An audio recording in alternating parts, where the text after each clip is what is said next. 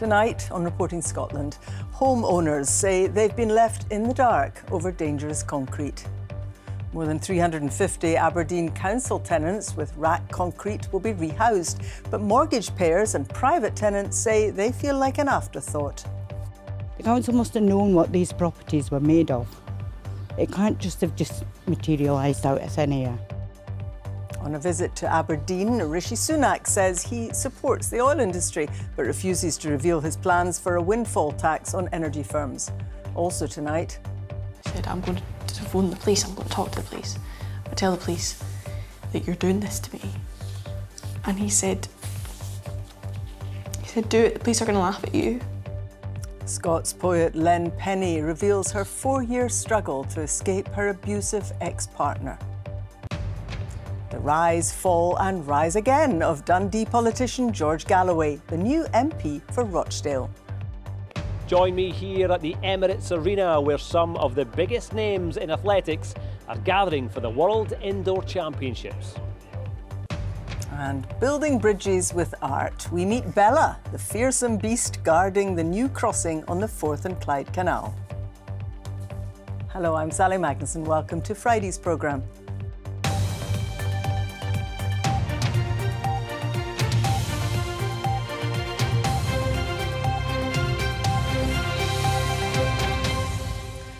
Aberdeen homeowners affected by potentially dangerous concrete have accused the City Council of forgetting about them.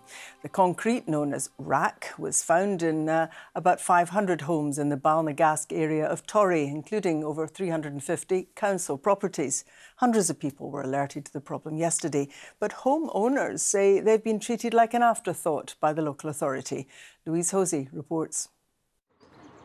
Lynn and her husband bought their house in Balnagask 2 years ago. They thought they'd be there forever, but the detection of rack in their home has changed everything. His retirement money and my inheritance went into this property so that we would be rent-free and mortgage-free. And now this has happened. And I'm not the only one, there's other people out there as well. Aberdeen Council has already confirmed it's looking to relocate around 300 council tenants due to the presence of the potentially dangerous material.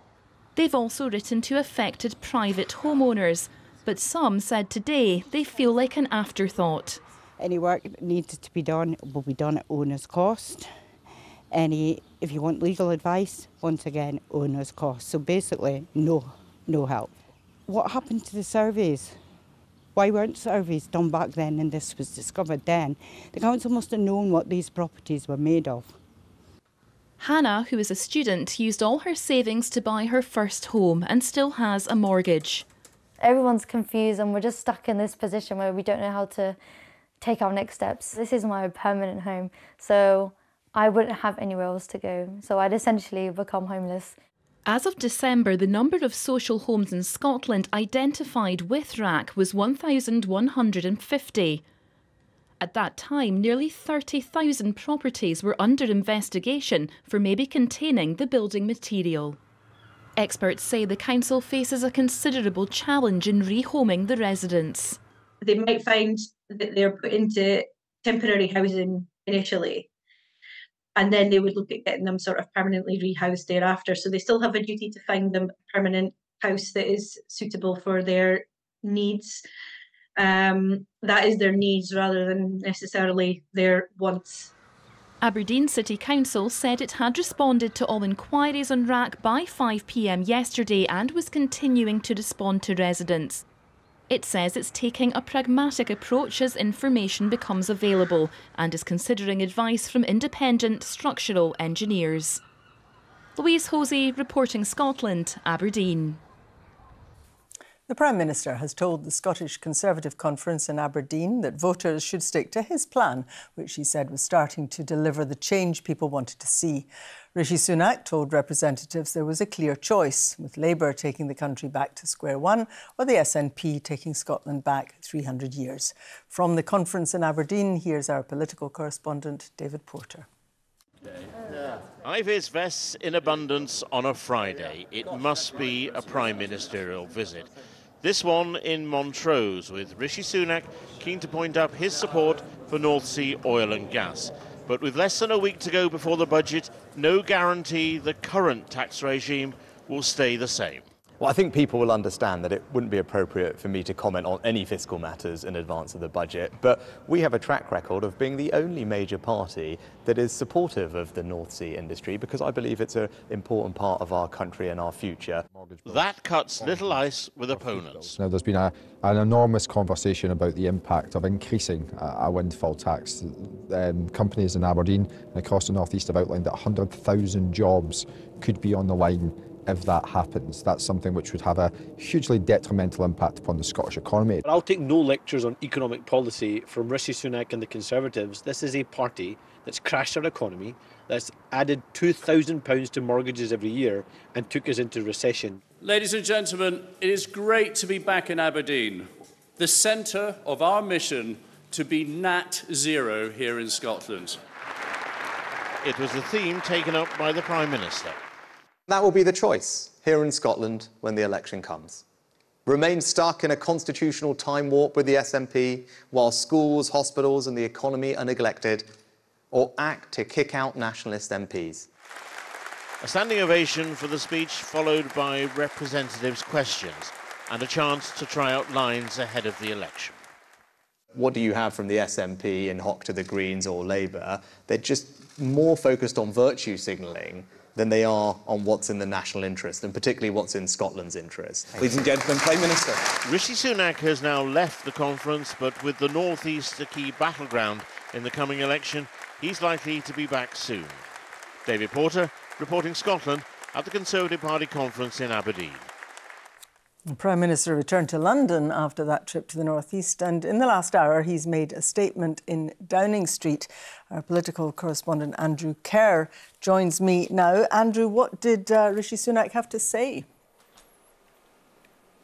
Well, Sally, Rishi Sunak was addressing the conference here in Aberdeen on this stage, and then just 2.5 hours later, he was addressing the nation from outside Downing Street. A slightly unexpected turn of events. He had alluded to the fact here at conference that he did want to speak about the issue of extremism in politics. So he was saying that democracy itself is a target, that a small and vocal hostile group were targeting things like MPs' homes, council meetings. And he also mentioned the fact that George Galloway, of course, had been elected as the new MP for Rochdale. So he said it was now time to draw a line under this so-called extremism. He was backing the police in England to take action. And he announced what he called a new robust framework to deal with this, such as revoking the visas of those he said spread hate. So, Sally, as we go into this general election campaign almost, we're in a pretty febrile and feverish state with some MPs concerned about their safety. Sally. Andrew Kerr in Aberdeen. Thank you very much.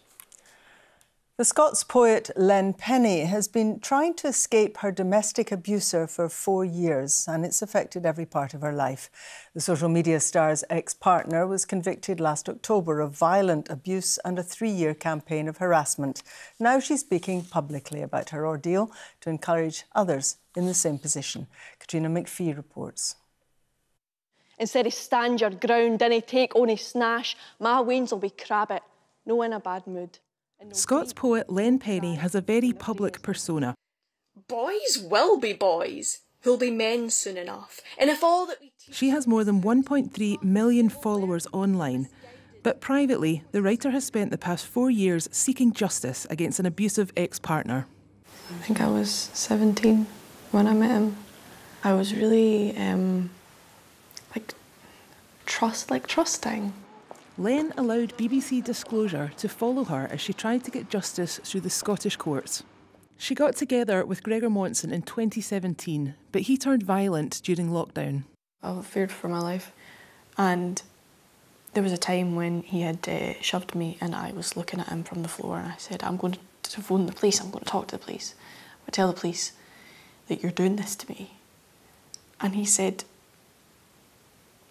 do it, the police are going to laugh at you. They're going to laugh at you, and they're not going to believe you. She left him, but the abuse didn't end there. He began sending hours of pleading messages to her at all hours of the night. When I was posting about events that I was doing, he would express that he was going to it.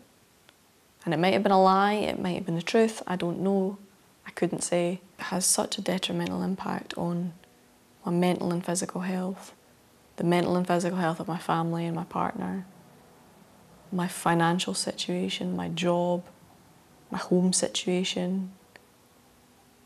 There's not a single aspect of my life that this doesn't poison. Gregor Monson stood trial at Dundee Sheriff Court. He admitted attacking Len twice in their home and bombarding her with messages for almost 3 years. Monson was ordered to undertake a 2-year rehabilitation course for domestic abusers and was made the subject of a 3-year non-harassment order. I'm ready to just put it all behind me and move on with the rest of my life. There are people who will believe you and will listen to you and will fight for you, and you should just honestly speak out if it happens, because it happens too much and it needs to change. You can watch Disclosure: Surviving Domestic Abuse on BBC One Scotland at 9 o'clock on Monday the 11th of March and on BBC iPlayer. And if you've been affected by the issues in this story, you can find information and support at the number on the screen or on the BBC Action Line website. Some of the day's other stories now. An 11-year-old boy has died after being knocked off his bike in Edinburgh this morning. The accident happened on White House Road in the Barnton area around 8:20. He was hit by a bin lorry and pronounced dead at the scene. The police are asking anyone with dash cam or CCTV footage to come forward. Former Scotland rugby captain Stuart Hogg was arrested and charged last Sunday following an incident in his hometown of Hawick. Police were called after reports of a disturbance. The 31-year-old will appear at Jedburgh Sheriff Court at a later date. The First Minister, Humza Yousaf, and his wife, Nadia El Nakla, have announced they're expecting a baby in July. It's the first time a First Minister has had a child in office. The couple already have 2 children. Mr Yousaf is expected to take paternity leave. The political career of George Galloway has revived once again after he won last night's by-election in Rochdale. The former Glasgow MP is now representing his 3rd party at Westminster, following a resounding victory for his Workers' Party of Britain. Our correspondent David Wallace-Lockhart has been taking a look back at a long and chequered political journey that started here in Scotland. Last night, George Galloway became the fedora-wearing MP for Rochdale, but his political foundations lay further north. Born in Dundee, he was elected Labour MP for Glasgow Hillhead in 1987. A Westminster career as an outspoken rebel followed. This included a controversial 1994 visit to meet Iraqi dictator Saddam Hussein. Sir, I salute your courage, your strength, your indefatigability. In 2003, Labour ruled he'd gone too far in opposition to the Iraq War and kicked him out of the party. He said his expulsion was politically motivated. Mr Galloway refused to go quietly, forming the anti-war Respect Party. Over the years, he won 2 common seats under that banner. He's a tremendously effective stunt speaker, very connected with his constituents and his potential voters in all the local election campaigns that he's fought. And I think that's why he's been able to remake himself so often. Now, would you like me to be the cat? From taking on US senators to feline roleplay on Celebrity Big Brother, Mr Galloway has always been drawn to the limelight. There was a return to Scottish politics in 2014 when he campaigned against independence. Some No campaigners who despaired of his involvement at the start began to see him as an asset. You're the only people in history to be asked to create a separate country that doesn't have a currency. Despite his Scottish roots, he failed in 2 attempts to get to Holyrood, including at the last election.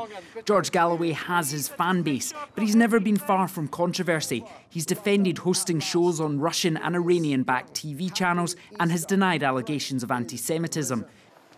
It's a long way from Dundee, but now George Galloway goes back to a place he knows well, the green benches of the House of Commons. David Wallace-Lockhart, reporting Scotland. The deadline for bids to become Scotland's next national park passed at midnight. We now know there are 5 contenders, and they include Galloway, Lochaber and the Scottish Borders. The final decision will be made in the summer, as Cameron Buttle reports. This was said to be Walter Scott's favourite view of the Borders. Even on a wet and windy day, it never fails to impress. Scott's view sits on the northern tip of what could become the Borders National Park. At the heart of this bid is the Royal Borough of Jedburgh, the abbey town steeped in history. The unique thing about the Scottish Borders is the close link between the natural heritage and the cultural heritage, right down to the vivacity today that you see in things like the Common Ridings and other horse festivals. This has not been a straightforward process. Bids have come and gone from all over Scotland. The bid from here in the Borders hasn't got the backing of the local authority. Scottish Borders Council wanted a South of Scotland National Park, but that idea never progressed. And there's been some significant opposition to some of these proposals, and that opposition isn't going away. Feelings were particularly strong against the Lochaber proposal, with this protest at the weekend. You cannot go and speak. National parks throughout the world have proven to be divisive and culturally destructive. They don't cater for the needs of the people who are already there and the businesses and industries that are already there.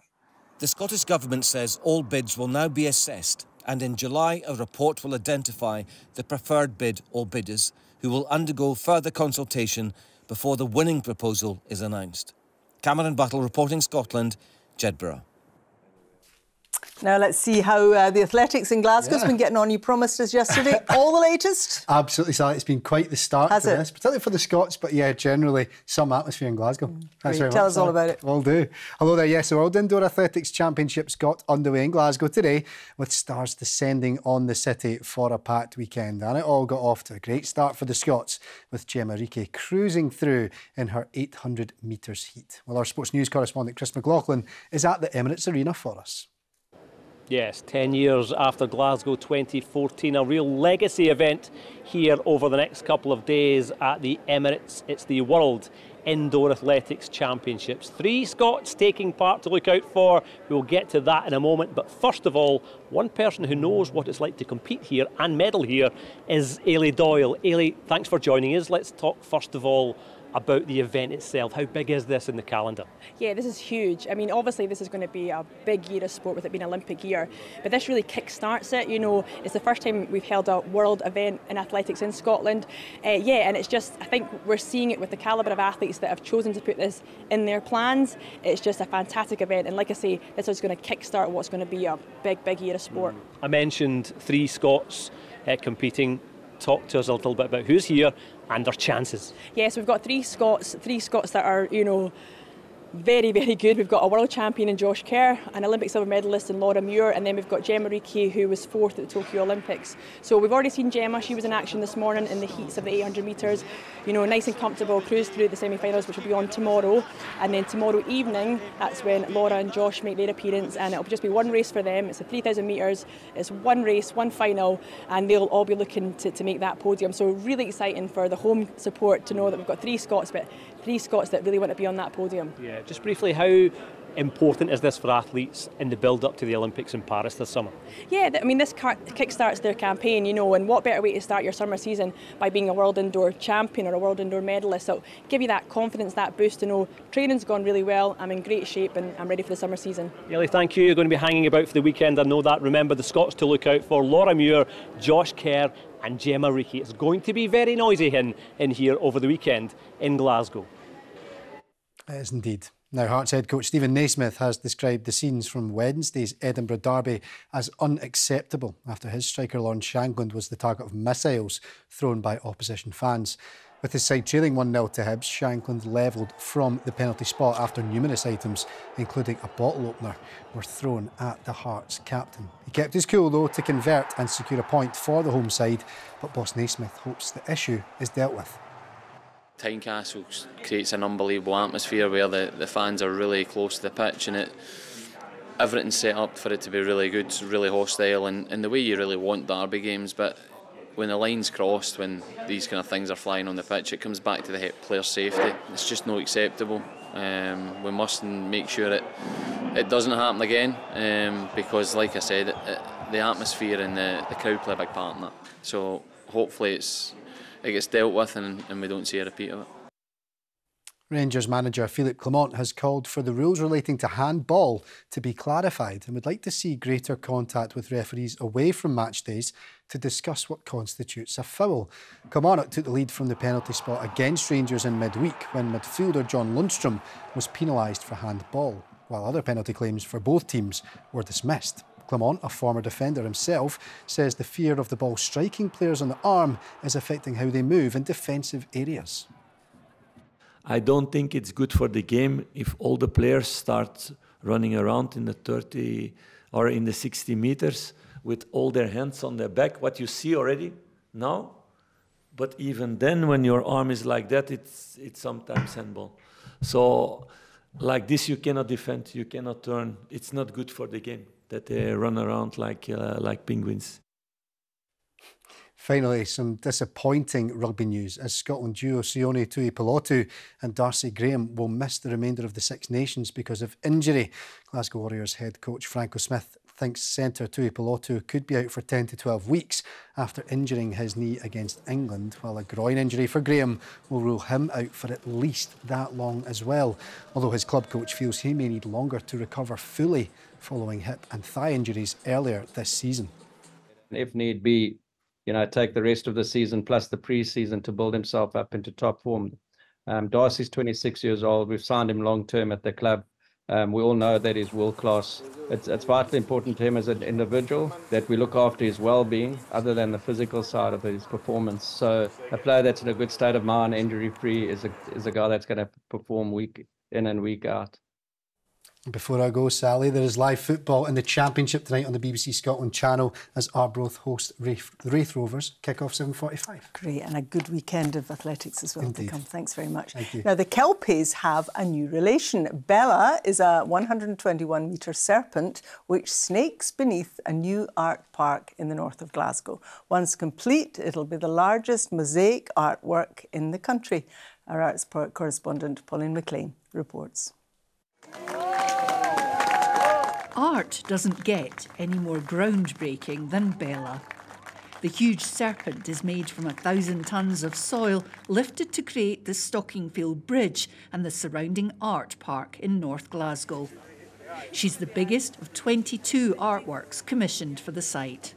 So the Bethir is a water creature. She's one of the Fuath, a family of mythological Scottish water creatures that includes the Kelpies.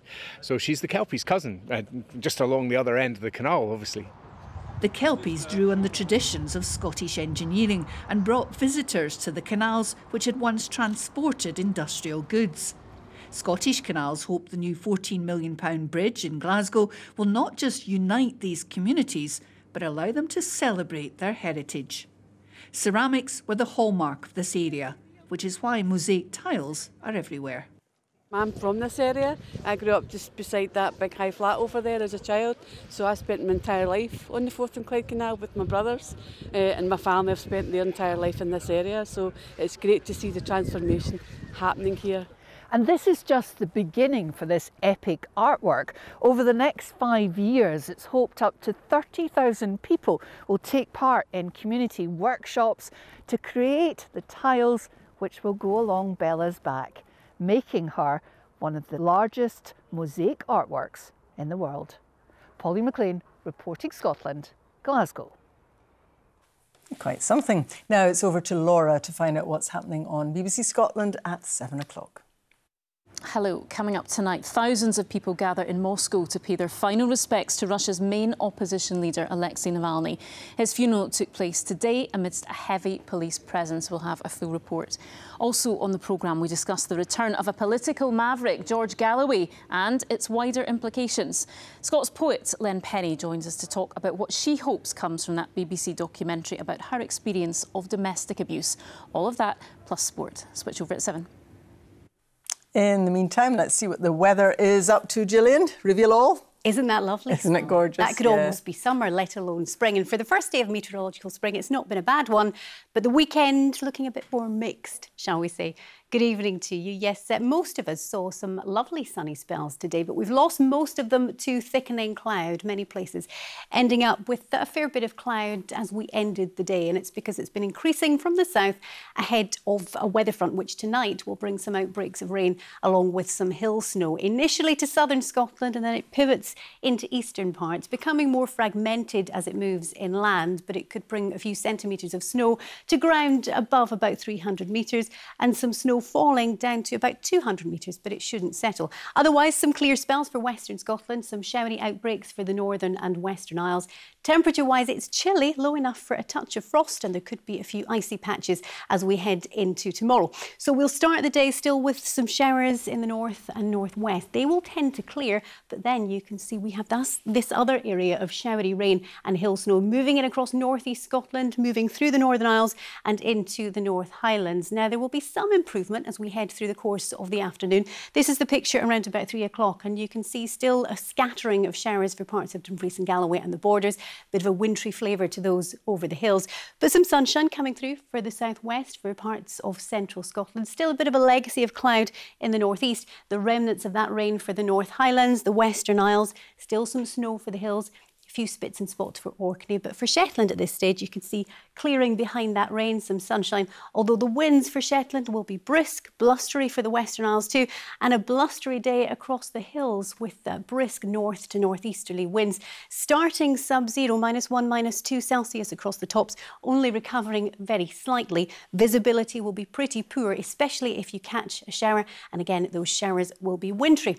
So as we head into tomorrow evening, one showery area moves away, another moves in from the southeast, and again tomorrow night it will be chilly enough that those showers will be wintry on the hills, and we'll start the second half of the weekend with a touch of frost. But generally, Sunday's looking like a decent day. We'll have this rain moving north into Shetland, where it will stick around for much of the day. Otherwise, a few showers flirting with western coastal fringes, but most places seeing a lot of dry weather, cloud thinning and breaking to allow some bright and sunny spells. Temperatures only 7 or 8, but with mainly light winds, it won't feel too bad at all. And high pressure sticking with us just about into Monday. It's looking largely dry, again with some bright and sunny spells. That's the forecast. Woohoo! Thanks very much, Gillian.